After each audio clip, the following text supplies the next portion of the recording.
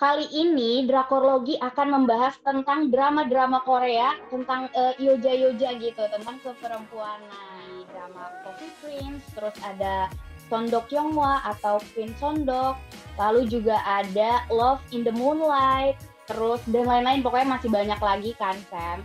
Nah, mau nanya, menggambarkan di mana perempuan, terutama dari zaman dulu itu, memang tidak bisa sebebas laki-laki untuk beraktivitas gitu loh. Jadi setting masa lalu tapi sebetulnya bukan benar kejadian yang sebenarnya. Jadi hanya lihat situasi pada saat itu kayak gimana, tapi tokohnya bukan. 오로지 그댈 만나겠다는 희망으로.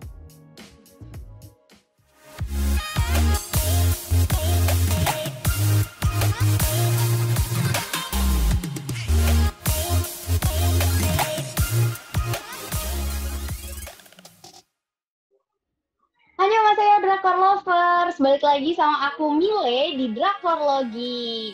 Dan kali ini tuh episodenya spesial banget karena aku nggak berdua sama Sam, aku bertiga loh sama Cinggu di balik layar dari semua PPKB ini. Kita sapa dulu Samnya. Annyeonghaseyo Sam. Annyeong ya Robun. Apa kabar? Baik, pasti Drakor Lovers pada baik kan kabarnya, jangan sakit-sakit ya. Sekarang kita sapa nih Cinggu yang di balik layar. Cinggu, annyeonghaseyo. Annyeonghaseyo, aku Cinggu dari di balik layar Drakorlogi. Nah, karena kita bertiga nih Sam, dan kita tadi suara Cinggu juga Yoja ya, kayaknya perempuan, pas banget nih. Kali ini Drakorlogi akan membahas tentang drama-drama Korea, tentang yoja-yoja gitu, tentang keperempuanan. Sip. Wah, mantap. Keren kayaknya ya. Betul, Bu. Pasti, Bu. Debak banget. Debak, wah mantap gitu. Nah, Sam, langsung aja nih ke pertanyaan pertama. Kan ada banyak banget nih drama di Korea yang mengangkat tema tentang keperempuanan gitu. Nah, yang berpura-pura menjadi lelaki untuk mencari pekerjaan. Kayak di drama Coffee Prince, terus ada Sondok Yonghwa atau Queen Sondok, lalu juga ada Love in the Moonlight, terus dan lain-lain, pokoknya masih banyak lagi kan Sam. Nah, mau nanya nih Sam, kenapa sih wanita-wanita di Korea itu masih menyembunyikan identitas mereka nih Sam sebagai seorang wanita dan malah menyamar menjadi laki-laki, itu gimana sih Sam? Jadi sebetulnya ini seru ya kalau ngelihat ya, kenapa kita sebagai perempuan gitu ya, tokoh-tokoh di dalam drama itu harus pura-pura jadi laki-laki dulu.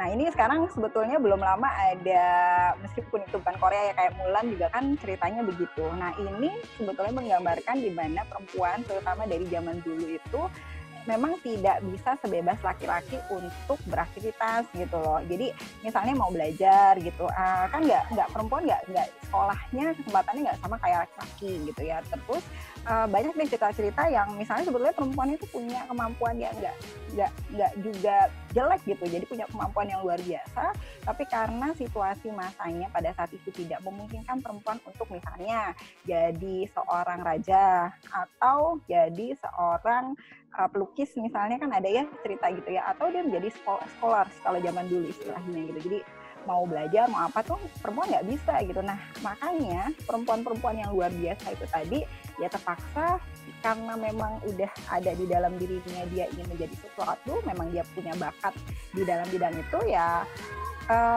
mengakalinya adalah dengan pura-pura menjadi laki-laki gitu supaya bisa diterima oleh masyarakat pada masa itu.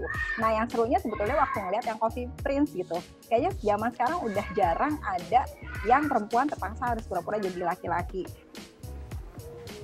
야, 너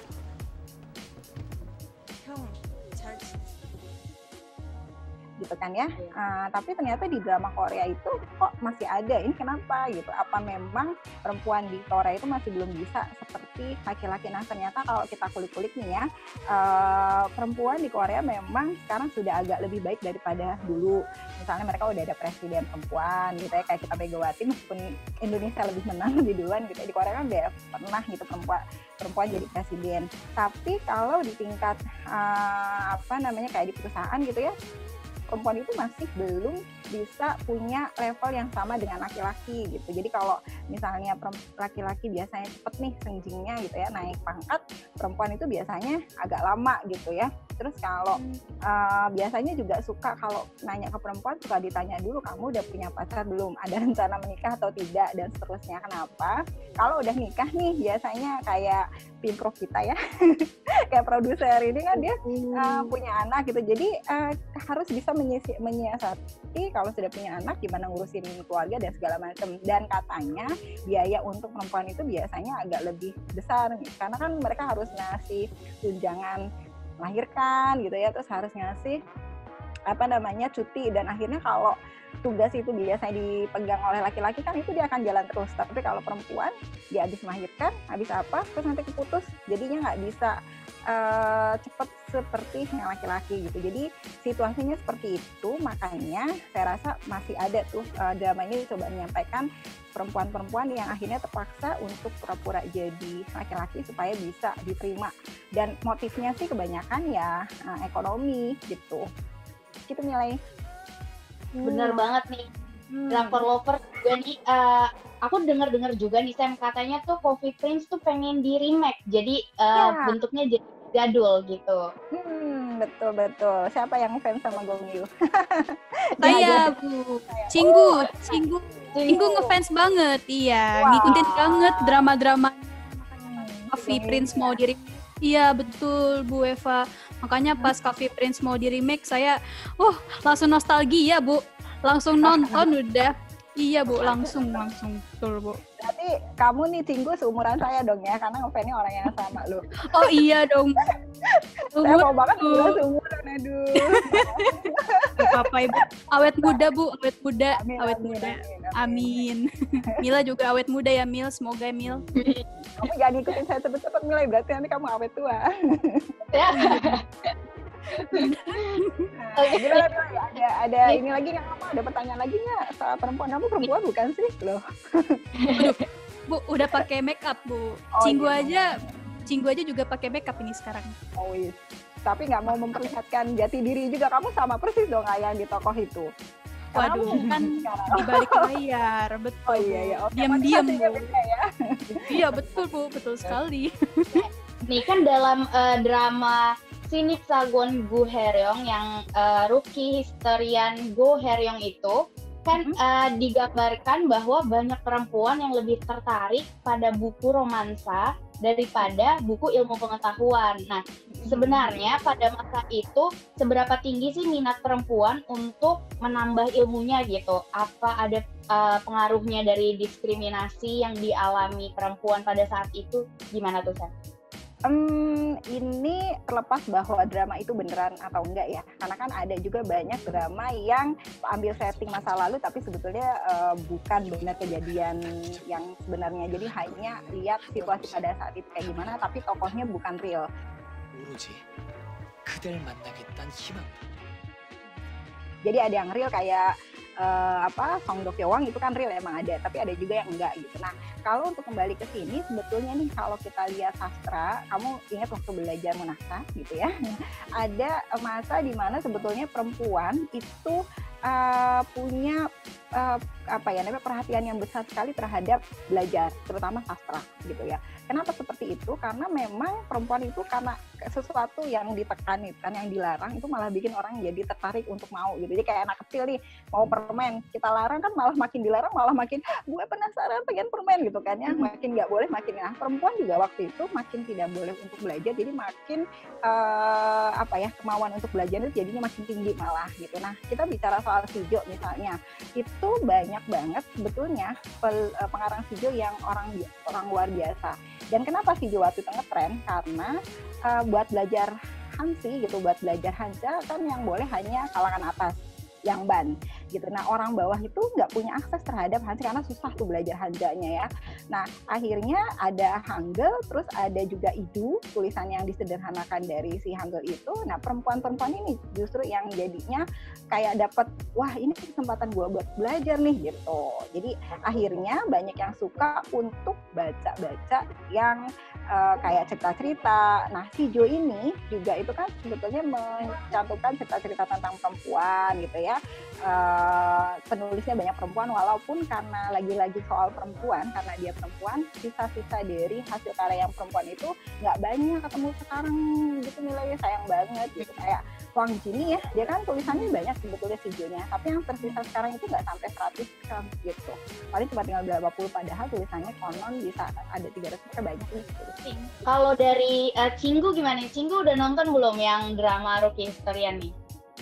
Ya sebenarnya belum sih, Cinggu belum nonton itu. Cuman kalau menurut Cinggu ya, Cinggu setuju sih sama yang Ibu Eva bilang. Wanita tuh dulu tuh sebenarnya punya keinginan buat belajar, tapi ya itu karena diskriminasi dari sekitarnya, jadi belum punya kesempatan yang sama kayak laki-laki. Wanita-wanita tuh pada mulai belajarnya tuh ketertarikannya tuh terutama pada buku-buku sastra.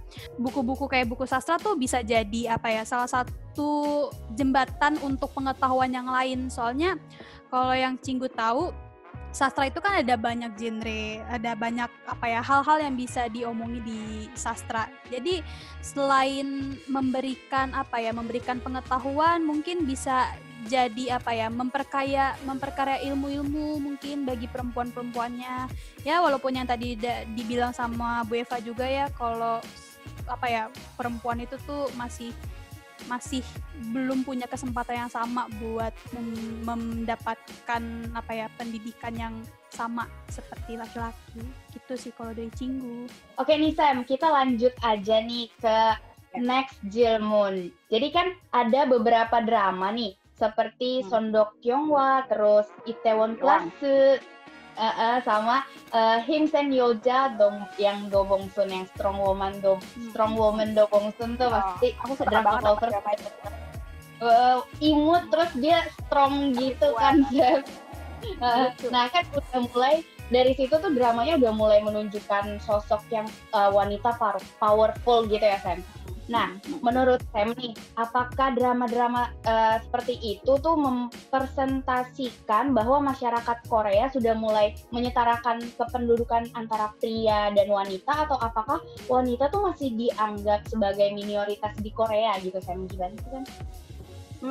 Ini sebetulnya kalau kita mau coba ngaitin sama gerakan ini ya, apa tuh namanya, Me Too Movement ya, awal tahun 2000-an kan di Korea juga mulai ada.